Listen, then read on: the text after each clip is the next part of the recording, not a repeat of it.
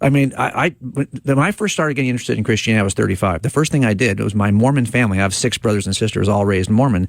They came to me and you're Mormon too? Well, no, I wasn't raised Mormon. I was an atheist. I was the one from the first marriage who didn't know anything about God. My dad's second marriage has 6 kids, and they're all raised Mormon.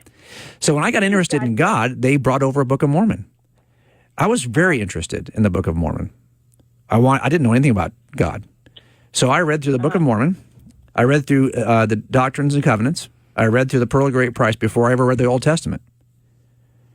And that was my journey in. Now, if you'll do that, now most Mormons I know have not done that. They have not read through their own scripture. And so they don't understand the differences. Mm-hmm. And they haven't even read the teaching of their own prophets. If you read the teaching remember, that under Mormonism, revelation is not just in scripture. It's also in the spoken word of prophets who are speaking for God. Yes. When they don't agree, sometimes you'll see the historians will say, well, they're not really speaking for God. Not every utterance of a prophet is for God. But when the prophet says God says this, he's probably speaking for God. So that doesn't have to kind of match. So if you read through all of that, you will eventually, if I'm honest with you, you'll come out of Mormonism.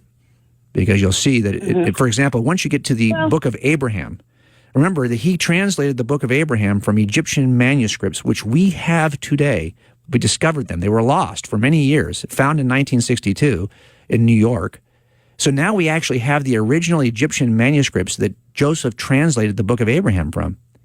And if you compare the original manuscripts to what is written in the Book of Abraham, because we now know how to translate hieroglyphics, and nobody knew back when he translated it, you'll see they don't match at all. There's not a single mention of Abraham in the Book of Abraham manuscripts. It's not a book about Abraham in Egypt. It's called a Book of Breathings. It's an Egyptian manuscript that tells you how to, embalm and prepare the dead.